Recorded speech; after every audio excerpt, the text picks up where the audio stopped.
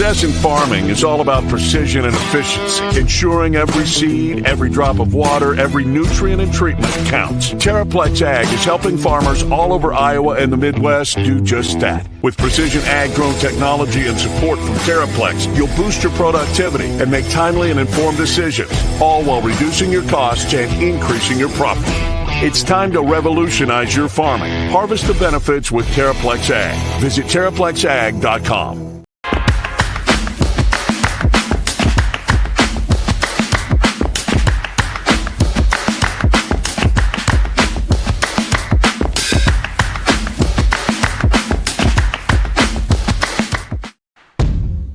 Chris Williams, Brent Blum.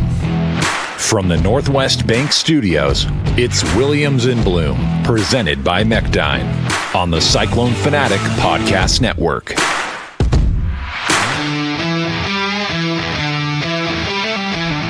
What is up? Welcome, Cyclone Nation. Welcome to the show. It is the 21st of September, 2025. My name is Chris Williams, joined as always by Brent Blum.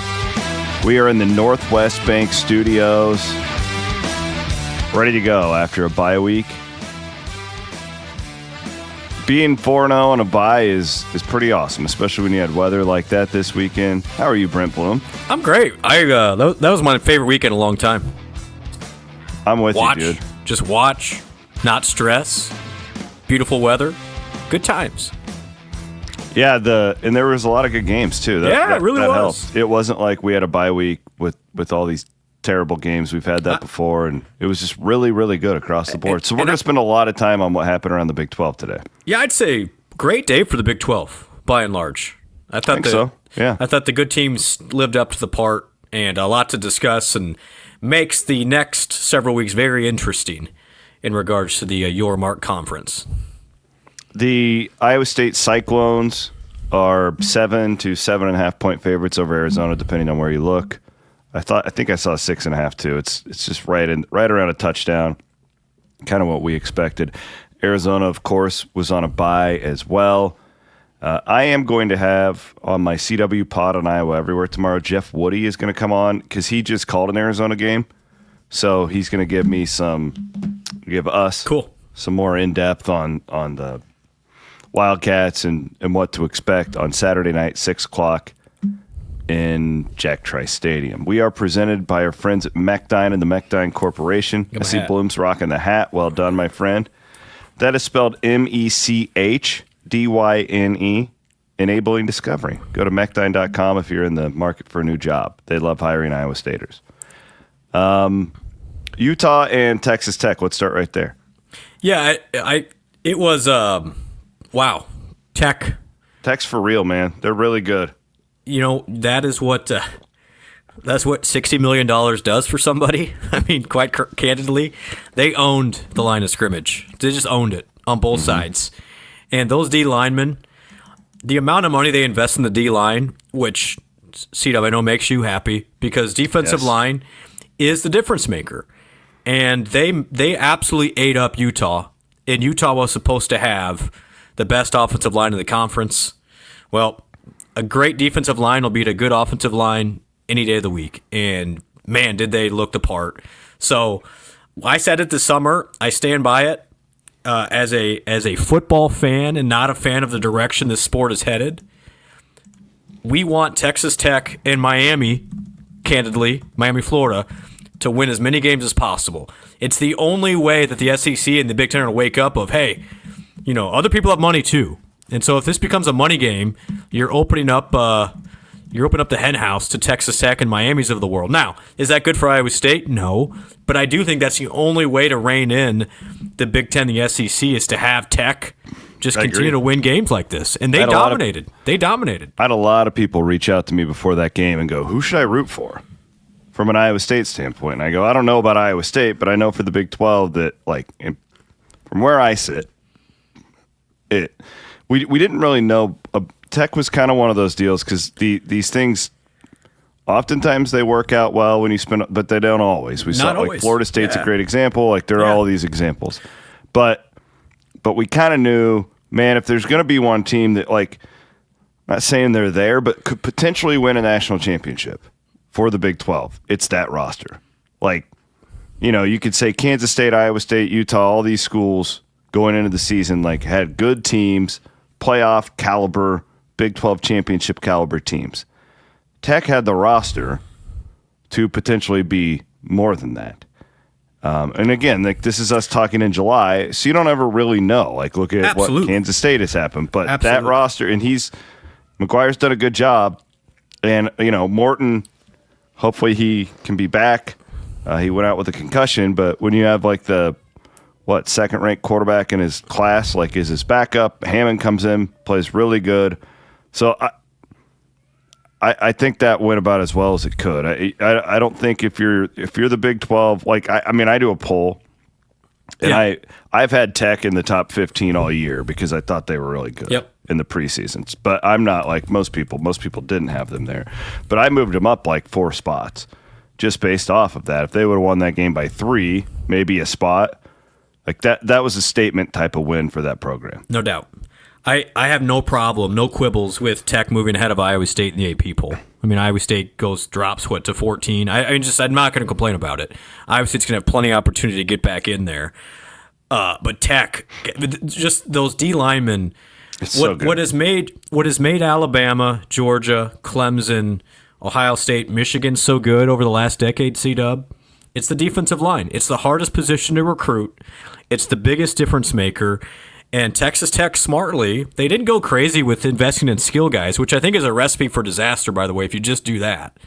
But they went with the interior. I would agree. And, man, that big fella from UCF, we saw him last year in Ames. I'm kind of surprised he didn't go to the NFL draft this year, but he made himself a lot of money yesterday. He absolutely controlled that game. And I'll say it again. I am Team Red Raiders in context of the Big 12, because I do think between Tech and Cody Campbell, they're like the last remaining vestige of somebody who can break the system in a good way for this conference.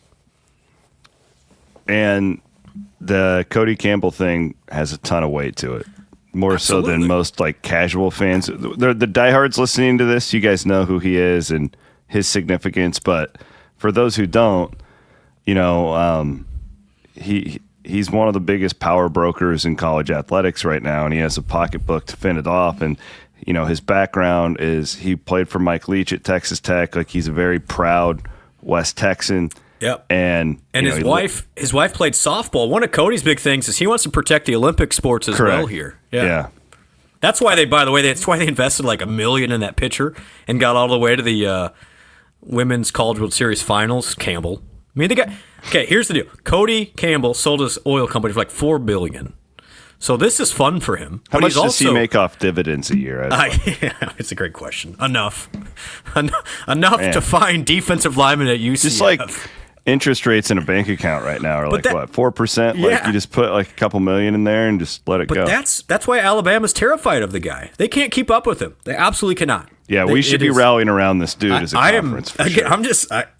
I know it's weird because it's, again, in our conference, but I was pleased to see that, and I was extra pleased that they won that by several touchdowns, because that team looks like a team that not only can just get to the playoffs, but cause some problems once you're there. I mean, this isn't, a plucky underdog that, I think Arizona State obviously should have beat Texas last year, but Tech has guys that nobody else does in this conference, and it's guys on the defensive line.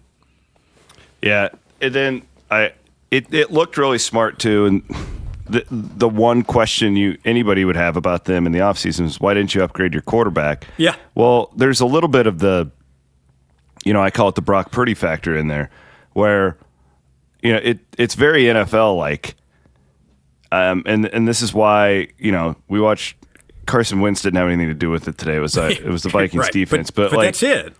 It's when you have a really good team all around a guy, protecting him, and the Vikings, again, not a great example there with the O-line, but I'm just trying to, Brock's the best example. Yeah, like, he is. Where you can put a 7th round quarterback in, and as long as he's smart and a good leader, you can still do really well. And Morton, I think, is probably, again, it's hard telling because he got knocked out in the third quarter, but he was playing pretty well. Yeah, he was kind of reckless. I mean, he was trying to get himself hurt, it felt like. Yeah, but so was Hammond. Like, he was running around. And like, I know. This is kind of like what they were doing yesterday. It's like, guys, chill. Chill out. But with the anatomy of a football program and a team, like, you see it, like, where they are just loaded across the board. Their fourth and fifth string receivers are good. But mainly just the guts of what they're trying to do.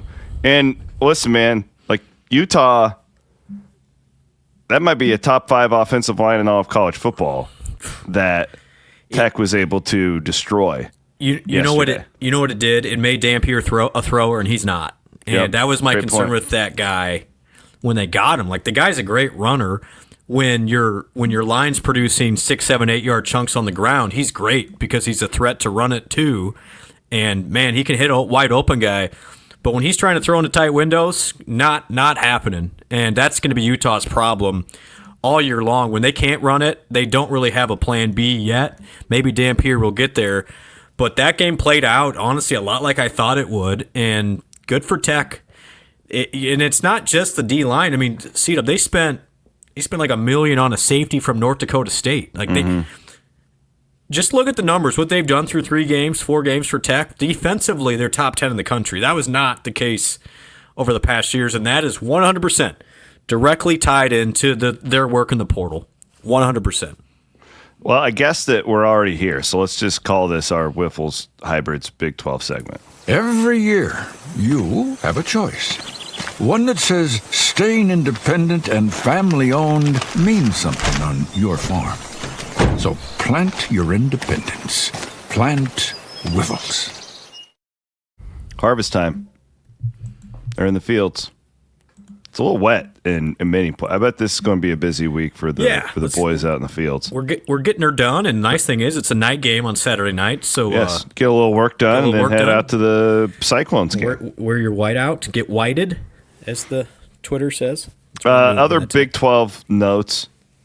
A couple of non-conference wins of note. Central Florida beat the most annoying fan base in the conference, by the way. The absolute worst. Them or Utah? I think they're more annoying than Utah. Okay. They did win a national championship. Allegedly. So, anyway, I am just... I made a comment, like, Scott Frost got salty after the game. Because did you see this? He got salty because a reporter referred to them as Central Florida. And he lost it because they're UCF and it's disrespectful and all this stuff. Well, I simply just reposted it and I said, I've never understood the UCF thing. That's all I said. And like a couple of like Central Florida burners called me out. And now I have like every little chihuahua yipping at me from the Central Florida fan base. It's, you know, like my wife says that all the time. It's like it's not the big dogs that come into the clinic that she's afraid is going to bite them. It's the little ones. They're the biters. And that's what the Central Florida fans. It's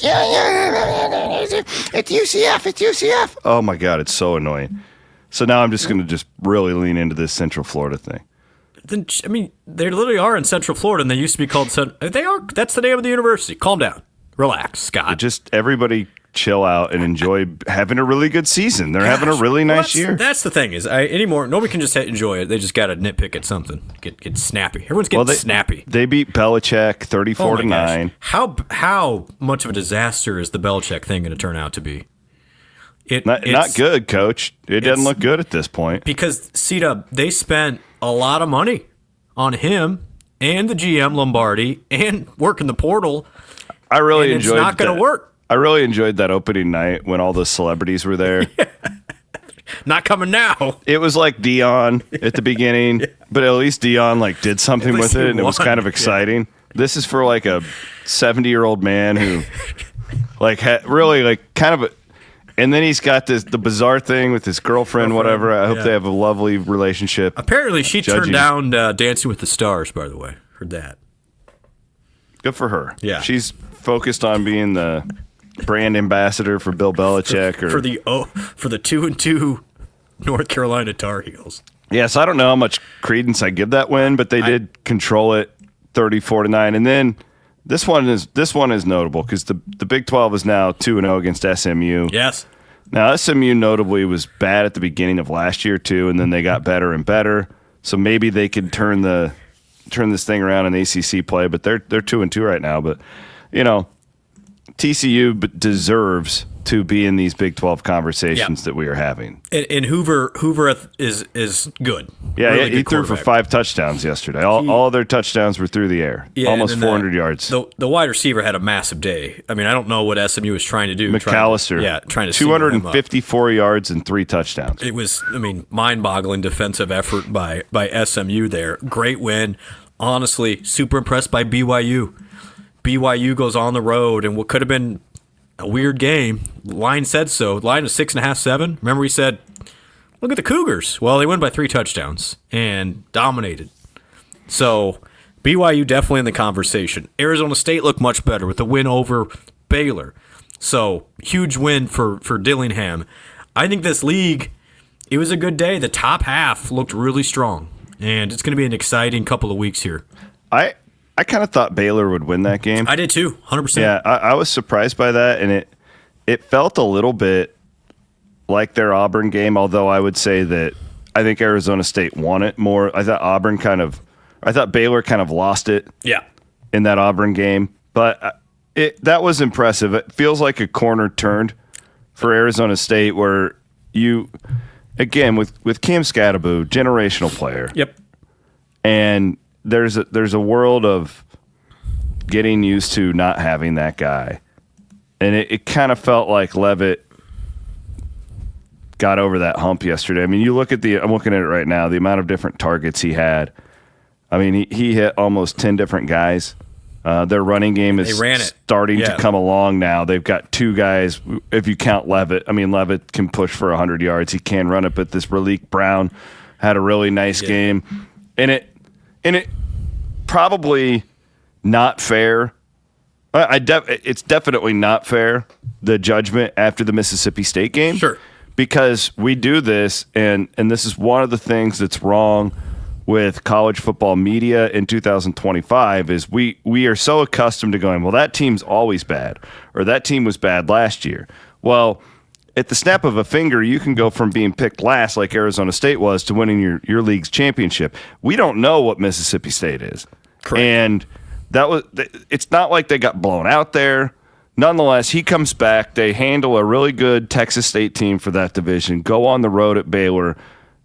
Congratulations, Kenny Dillingham. You're right back in the Big 12 conversation. Great point. They could have gone the K-State route after losing to Mississippi State and just tanked. He didn't. That was a grown-up win. That means to me, C-Dub, they're going to be there till the end.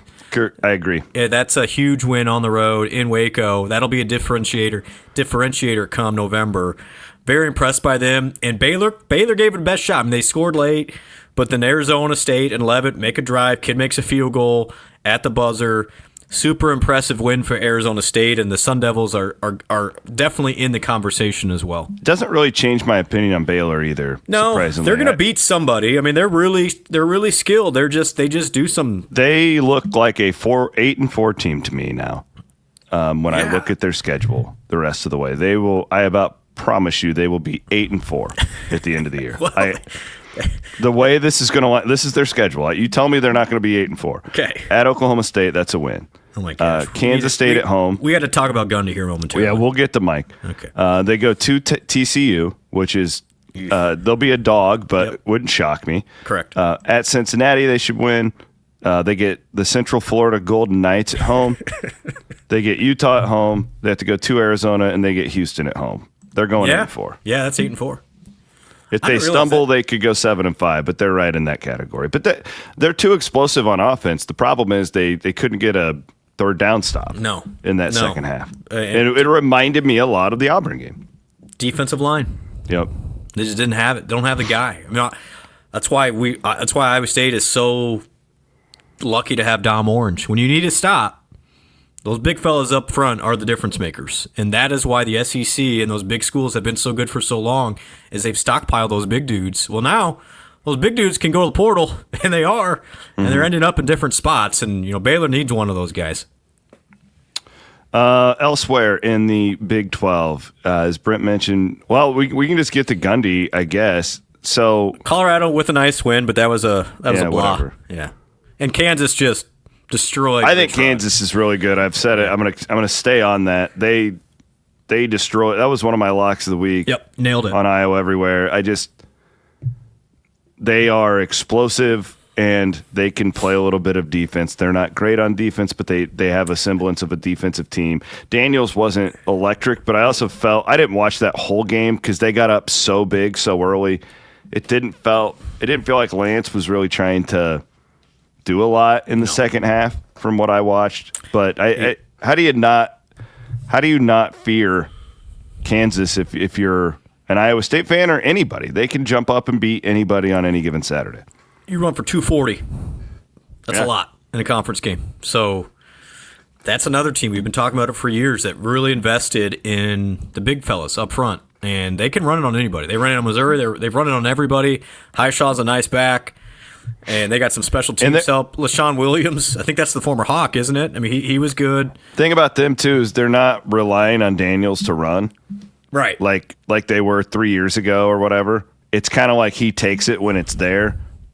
But he's only running the ball 4 or 5 times a game. And that's my fear for Tech. I know Hammond's a good backup. Maybe that's why they were running more, but you cannot put your quarterback in that situation. They got to knock that off. Yeah, and that's why I think Kansas has grown up a little bit. They're not having Daniels just run around and get killed out there. It's the thing, like, I got a lot of heat from fans about my Kansas predictions because I think I picked them to maybe beat Iowa State this year. I think I may have. I believe you did. And I don't know, like I've explained, that's so hard to do in July when we do that. Like, I don't know game by game. Like, did anybody think Kansas State would be 1-3? If you say yes, you're a liar, right? Like, who really knows? Who thought that?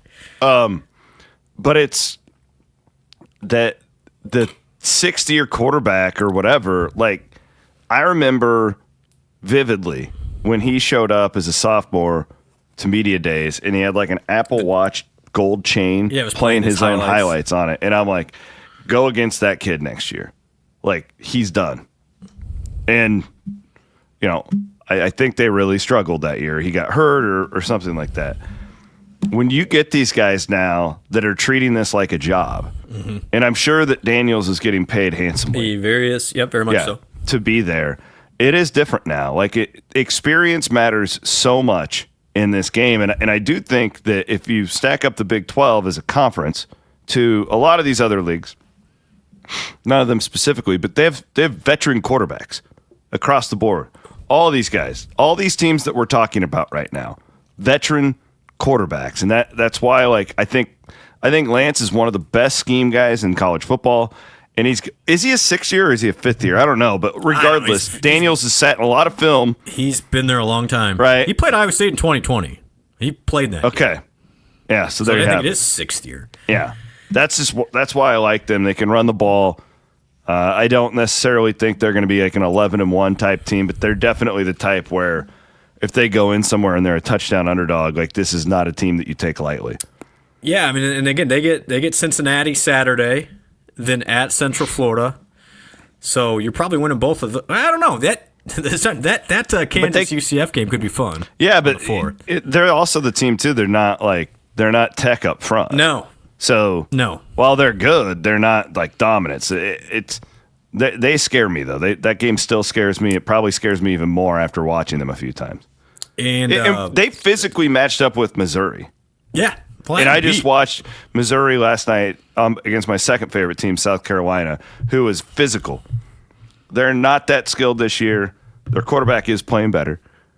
But South Carolina can play physical, and Missouri manhandled them.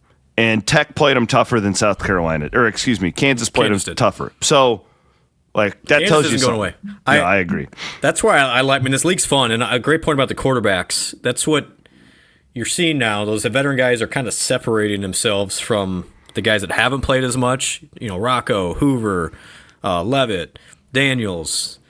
The BYU kid hasn't been tested yet. He will be. I have concerns when he is in a close game. But that's a huge advantage when you Good get win for them, by the way. Yeah, it was. Yeah, when you get in these close games, you want to have somebody who's seen it before, and Those guys we just mentioned, they've all seen it. They've all been in it. And, why is Iowa State winning all these one-possession games on the road? Quarterback. And not panicking when push comes to shove. Before we get into Mike Gundy, I want to thank our guys. One guy who's been in the Big 12 for longer than Gundy. It's Dr. Greenwald over at the McFarland Clinic. Sorry, I didn't mean take a shot at your age. Good doctor. No, he's hey, you want a doctor that's seen a lot of things. That's an advantage. You know what? Here's a great name drop. I was talking with McCarney this week. That's a good start to a story. Yeah. Well, we were talking about guys and gals who have been like behind the scenes at Iowa State who have been there seemingly forever, who are just like institutional people around. And I brought up Greenwald. I'm like, man, I mean, that guy, and we talked about him, and we were talking about like Julie Flory, like just all the Mike Carl. Yeah, Mike, Carl, all those types of even Eric Heft, even our E Heft. Yeah, I mean Heft is like the most notorious one. Yeah, I think. But I brought up Greenwald. I'm like, God, that guy, Greenwald should write a book. But the problem is he's a doctor, says there's got all the HIPAA and all that stuff. But right. Nonetheless, great people. Awesome, Dr. Greenwald and Dr. Wormy, they're our buddies, but they're incredible doctors. They've worked on my shoulder before. You can look them up at the McFarland Clinic. Just easiest way is just to Google it, call and get an appointment. Let them take care of you. Also, our buddy Colin Newell. If you haven't, really, the new year is going to be coming around. It's a good time to get your insurance looked at. Colin did this for Brent and I and saved us each hundreds, if not $1,000. So Farm Bureau Financial Services, our guy Colin Newell, Brock Purdy used to touch his rear multiple times per day, multiple times a week. Yeah. So Gundy,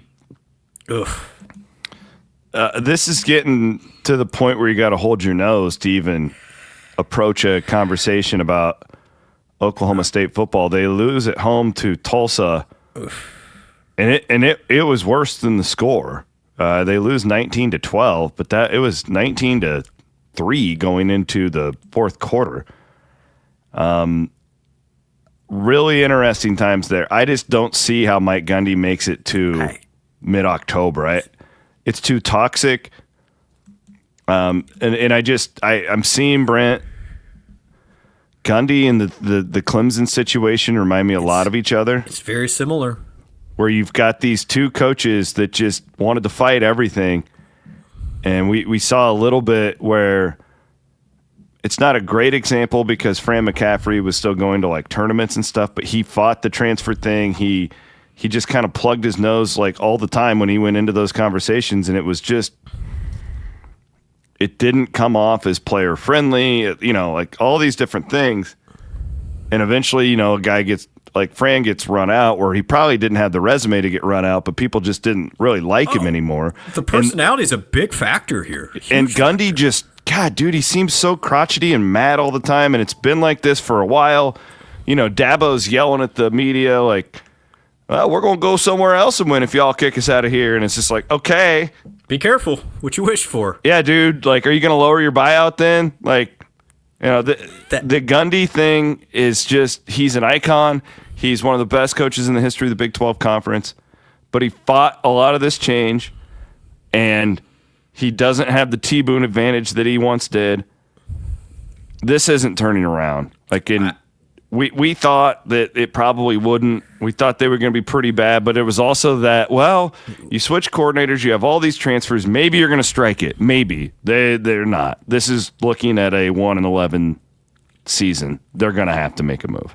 They are a good example of the worst possible outcome in this new era of college athletics. And let me go down this path. And they are in a bad spot. And I'm not talking just the football program seat up.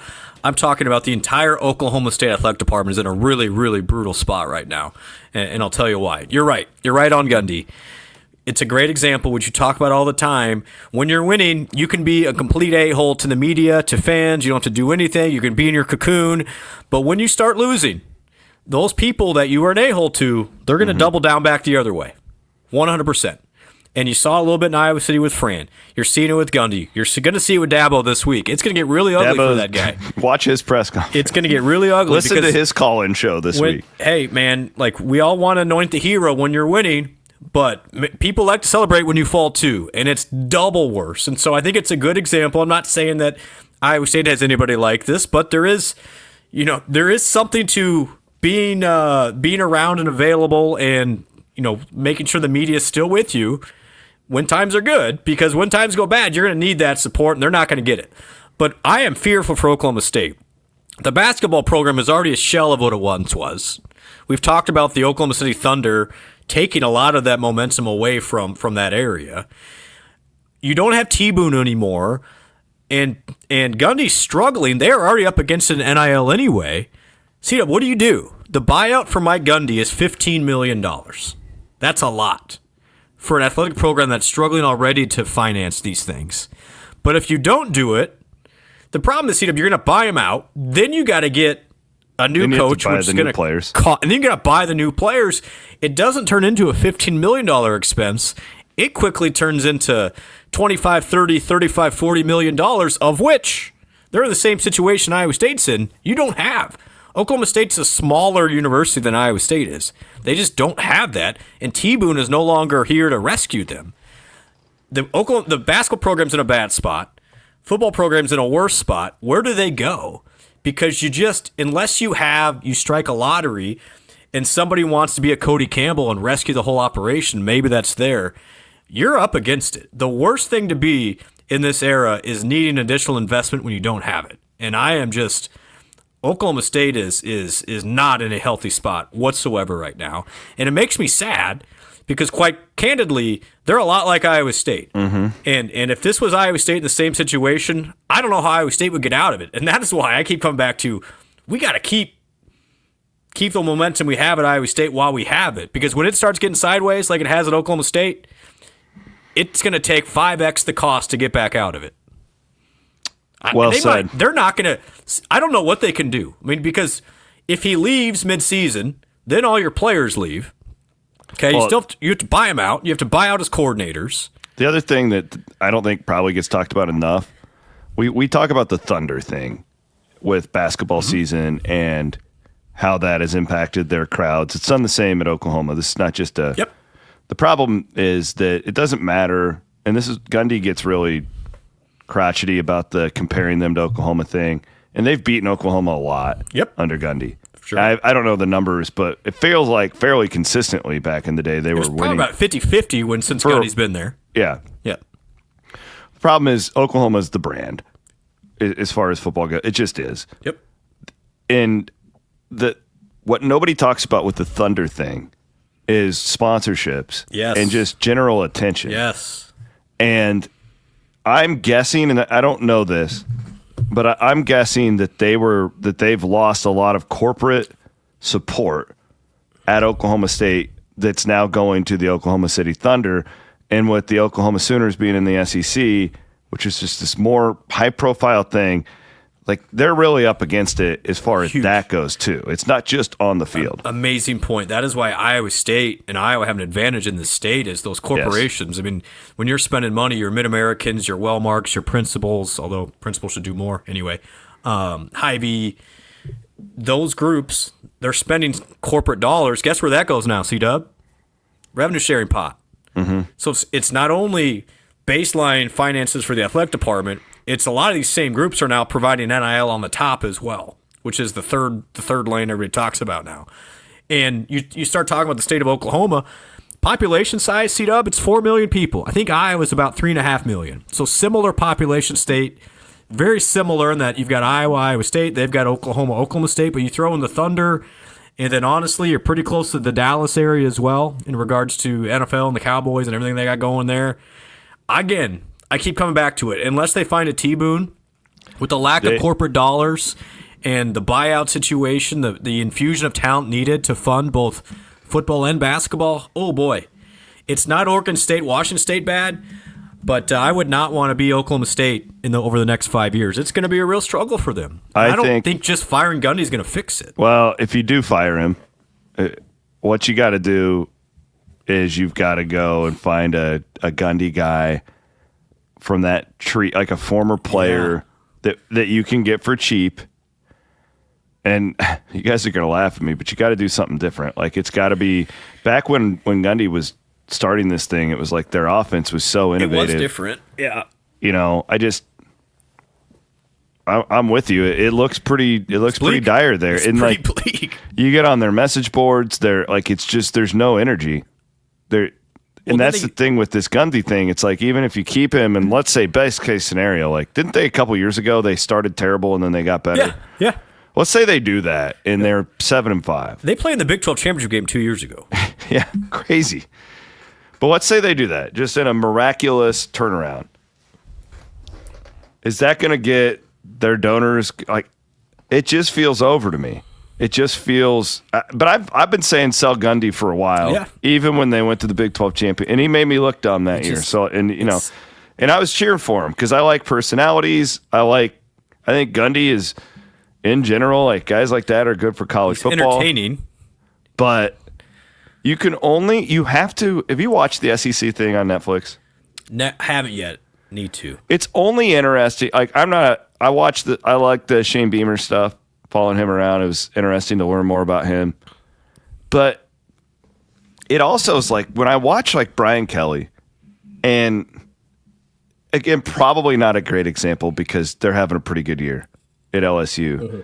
But it's like I just don't think a lot of 20-year-olds want to play for crotchety old men anymore. And if you're going to be the old guy coaching, great. But you can't just be gruff and mad at everybody and yelling and everybody's out to get me. And that's how I felt with Fran. I was always told by insiders that all the players love Fran. They didn't transfer for all that stuff. And I'm sure it's true. Still got to recruit. Yeah, and when people, the only thing they see from you, like the only Gundy clips we ever see, he's just pissed. He's just mad. It's the system sucks. Complaining about Oklahoma. Self-fulfilling prophecy. Man, it sucks. I want him to be there, and because he's entertaining, and I think he's good for the league. But it ain't gonna happen. It's done. And what do they have? The way they looked against. It's even extra insulting. It's even extra insulting for those guys because it's Tulsa. Tulsa's literally right down the road. That stings That's for bad. them. That'd be like Iowa State losing to Drake. Shouldn't say that. They get Baylor this weekend, so they're going to be a dog. We'll play guess the point spreads. Yeah. They got to go to Arizona. Oof. Be a dog there. Houston at home, dog. Cincinnati at home, there'll be a dog there. So they have some games where if they start playing, they could potentially win some of those. Quarterback play's been awful though. At Texas Tech. Nope. At Kansas. Nope. Kansas State at home. Mm-hmm. At Central Florida, the Golden Knights. And then they get the Iowa State University varsity football program on the final week of the year. They have a tough schedule. That's tough. I mean, you get all the good teams. If I'm the AD there, I don't know. I am not having a good day today. I'm making the move as soon as possible. If I can get the booster support. And I'm going to try and get ahead of the portal. I'm going that route. The problem is now if I'm the basketball coach, I'm going, hey. It's almost as if you know from experience. That $15 million you're going to spend to buy out Gundy. Yeah, what about me? It's just bad. Bad. God, it's really bad. You know what else is staggering is just how quickly we talk about it. But this is just a great example of the 2 years ago and Baylor had that same thing happen where they were terrible and then they're in the Big 12 championship game and then they're just like, let's fire Aranda. Yeah. And Dillingham, honestly, Arizona State was losing last night away from their, they wouldn't have wanted to fire Kenny, no, but it would have been like, they were a fraud. Yeah. You lose to a good team on the road in a good atmosphere, and you're just dead now. But the extra difficult part with this new era is when one of your programs starts losing, meaning football or men's basketball, it will really impact the other one. They're not in the same silos anymore because it's the same pot of money. The best example that we've used, I think, is the Vikings and Timberwolves sharing the same salary cap. It's just crazy. I 100% right now, the basketball coach is thinking, man, if we buy him out, what do I got to do to get a center? I mean, it's serious. It's an issue. It's an issue. All right, let's that's our Bwiffles Hybrids Big 12 segment, by the way. I know that longest Wiffles Hybrids Big 12 segment Wiffle. ever. Hey man, it's for the Plant your independence. for the yields. For the yields, people are out there in Wiffles country. Did want to address this because it was a hot topic on the Iowa State Twitterverse. The Kyle Conradi injury situation. I think we'll learn more from Matt on Tuesday. I would be shocked if he plays on Saturday. Interestingly, Iowa State. Here's the issue here. I'm just going to be frank with everybody. The backup kicker's hurt too. Jace Gilbert is hurt. Probably He got hurt during in the South Dakota game. He's probably not going to play the rest of the year. So the kid from North Scott is the next in line, the kicker, the walk on. The interesting part here, C-Dub, if not for the NCAA's reversal back in the summer of allowing teams to go over that 105 cap, that kid was going to get cut. He was going to get cut come July 1. So Iowa State wouldn't have had a kicker. Would not have had a kicker. Yeah. But because of that rule, they were able to keep him on, last name Smith, and Iowa State is going to at least have a kicker that has kicked an extra point, and he did it again. But you will have to see an adjustment made for Iowa State. Obviously, you guys will get clarity from that at the press conference on Tuesday. The injury stuff will come out on Wednesday. Again, I'll let Tuesday, Kyle press conference. Tuesday press conference. Yeah, but then the injury. When's the injury report that the Big 12 has to put out? I think it comes out Thursday. Is it Thursday? So we'll find out. Again, I would be surprised if Kyle plays. Wish him best of health. Obviously, we all do. But you can thank that guidance changing this summer, or else Iowa State wouldn't have a kicker right now. Which is what are the crazy. chances that you have two kickers get hurt in the first 4 weeks of the season? Zero. I mean, the chances are very rare. It's kind of like losing 9 linebackers in one season. Yeah. So I hope Mouse is dialing up some 4 down plays. All right, let's hear from one of our awesome sponsors about a really cool thing coming up in Des Moines. The Neil Diamond Musical, A Beautiful Noise, the uplifting true story, featuring all the songs you love from his Grammy Award-winning career. October 21st through 26th at Des Moines Civic Center. On sale at dmpa.org. So actually, they sent me a sweet Caroline Neil Diamond hoodie. Oh, I am going to wear it on Wednesday's show. Perfect. I mean, how awesome is that? Smart the Neil marketing. Diamond musical. Smart marketing with the Iowa State connections. Yeah. Let's play that 15 times this year. That song. I like so it. good. So good.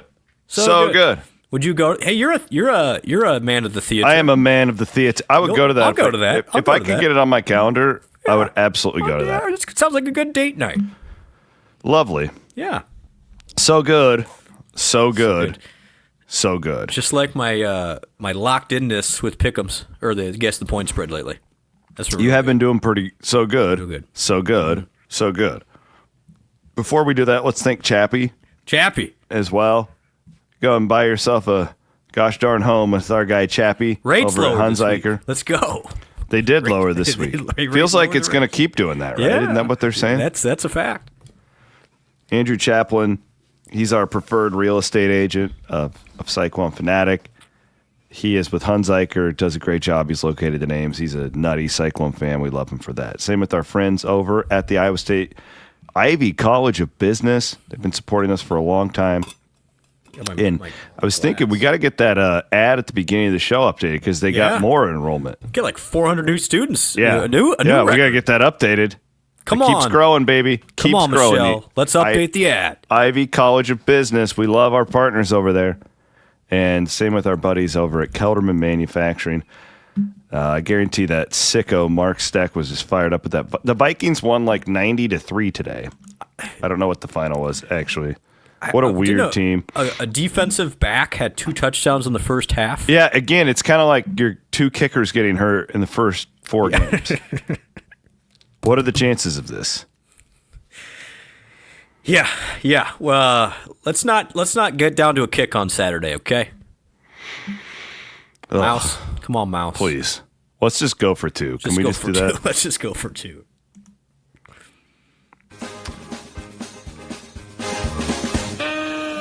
Try webwise.com. I'm trying Webwise right now. We're in the website making process for the old book. I saw the visuals. Jacqueline sent me some of the visuals. It's a good looking book right there. We've worked really hard on it. Yeah, I think people. I hope people really like it. I'm proud of you. I'm proud of you, my friend. Thank you, sir. The website should be up here in the next 2 weeks. Through I'll give Webwise. you guys, but try Webwise, and you can see what they've done for it. It's great. All right, we are guessing the point spreads for Week 4 of the college football. It feels like it's Week 10. Is it Week 5, right? No, it's technically Week 4. Is it really? Yes. All right. Well, according to Action Network, it's Week 4. Doesn't really matter. Tomato. All right, Iowa State and Arizona. This is down to 6. So it started at 7.5 down to 6. So there's sharp money on Arizona, FYI. What's that over under? It was 52 Okay. last time I saw it. Okay. Yeah. The RV lot special. We have 2 good games, and they're staggered out time-wise. So this will be great. Actually, we have 3 Big 12 games. So we we're have still 2 Big 12 games, 3 good games on Friday night. Just for clarity, we're still doing the RV lot, even though it's a night game on Saturday, right? Everybody's still going Friday night? I am. Yeah, of course. That's the right thing to do. You have, you don't have to guess this one, Florida State at Virginia. So that's interesting. That's 6 o'clock kick. TCU at Arizona State. Ooh, yeah. Yeah. I like this game. The Sun Devils are 4-point favorites, C-Dub. That's a hit. They're 2.5-point favorites. Okay. 9:30 kick. Houston is at Oregon State. 2 of them? There's Yep. 2 Friday nights? Yikes. Oregon State. Oof. I feel bad for them. But Houston is a 7-point favorite.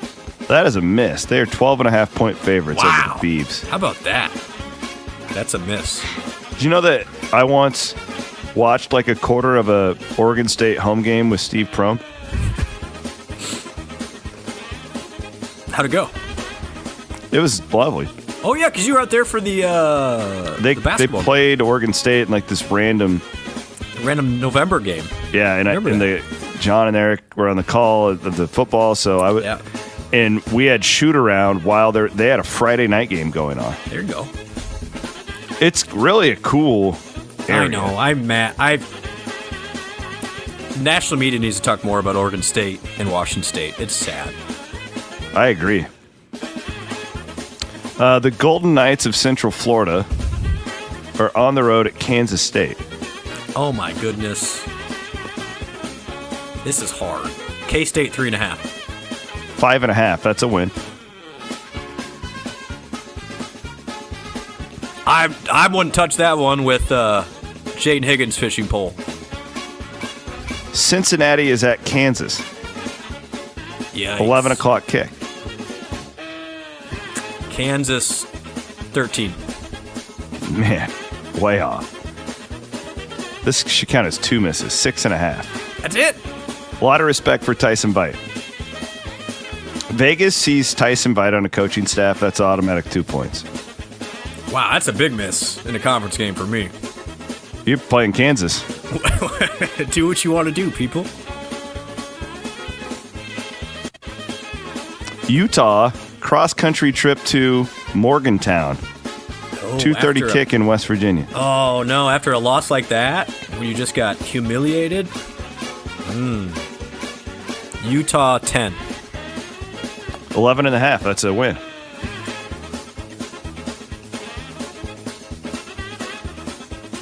Speaking of red teams with red colors, I want to just throw this fact out for reference. Nebraska hasn't beaten a ranked team, C-Dub, since 2016. They're 0 for their last 28 against ranked teams. In that same time frame, Iowa State has 13 wins against ranked opponents. But the good news for Nebraska is their summer camp continues to be really competitive. I see what you did there. That was for reference, of course. Of course. Baylor is at Oklahoma State. This is going to be the game with Oklahoma State is how high will it get? How high could it get? Yeah, 13. are they going to be a 30-point dog in the Big 12 later this year? We're trending that way. Absolutely. When they go to Tech, I mean, maybe 14. 19 and a half. Oh, my God. 20 and a half at one book. That's so bad. That is so bad. What is Gundy going to do a thing about Baylor's NIL spending? Well, they do We pay don't the have players. any money. Remember, they had the shirts? They paid. Yeah, we pay players, says pay Baylor. players. That's 2 bad misses. Yikes. The Green Wave of Tulane took it on the chin at Ole Miss. They are at Tulsa, who just beat Mike Gundy. Tulane's a 4-point favorite. Another bad miss, 12 and a half. Jeez. Struggling. Struggle. Keep your chin up. I know. Hanging in there. Wow, there's some good night games. We have Oregon at Penn State, Bama at Georgia at the exact same time. Why would they schedule those up against the Cyclones? That's a great question. It's 3 elite programs playing at once. Unbelievable. Well, you want to guess those just for fun? Oh, yeah, I do, actually. Oregon at Penn State. Penn State is a 2.5-point favorite. 3. That's a win. And Bama at Georgia. Georgia is a 4.5-point favorite. 3. 2 wins. Well done. Kentucky is at South Carolina. Man, South Carolina. Oof. South Carolina is a 3-point favorite. 5.5. That's a win. Non-conference game. Well done. Okay. Although I feel like once we get to like week 5, we gotta rein it in. I gotta be better. We can't do 3 points. That's a whole field goal. That's a borderline. Nightcap for the Big 12. Last game of the night in the entire country. BYU at Colorado. Oh man, this is great. Good way to end the 9:15. night. Good way to Iowa State goes for 2 a lot, beats Arizona comfortably. Wow, BYU favored by 6. Pretty good. 5.5. Well done. I'll take it. That's all right. Try Bad webwise.com. misses. Yeah, a couple bad misses in there, but it happens. You're doing a good job, buddy. Thank you. All right, we'll have Williams and Bloom Wednesday coming up. We'll react to whatever Matt Campbell has to say on Tuesday. I have a feeling my war with Central Florida fans is probably going to keep going based on my notifications during the show. Come on, Central Florida. You guys are in Central Florida. Do you hate your home? Are you too good for your home? That's a good line. Are you not in Central Florida? They are. They are. Again, I would just argue that I know they want to get away from the directional thing, but I don't think anyone associates anything with UCF. I don't know what. It's just weird to me. Yeah, is there a great tradition at UCF? No. Other than they basically if you pass your high school, you get enrolled at UCF. Yeah. So good for you guys. Hey, keep fighting the good fight. I hope that they're happy. National championship number 2 on the way. The problem too is that it's Frost. Yeah. So now you have annoying fans, and now you have one of the most annoying coaches. Yeah. To the mix. It's and they're 3-0, so they're getting a little big for their britches right now, and everybody's just chomping. A lot of born on third base out of both Frost and those guys. You'd think Frost would be humbled. One would think. Apparently not. All right, English taking us home. Williams and Bloom, presented by Mechdyne. Signing off from the Northwest Bank Studios on your Sunday. We'll be back on Wednesday. Of course, the Daily Clone with Jake Bryn every day throughout the week. I don't know if there's an inside zone after a bye. I'm guessing there's not, but we'll see. Well, Newell, I hope the young dude's doing well. Newell's got a baby Absolutely. at home. So. He does. He's taking care of that baby. All right, he's Brent Blum. My name is Chris Williams. We'll be back on Wednesday morning live at 9 o'clock for you here on Cyclone Fanatic.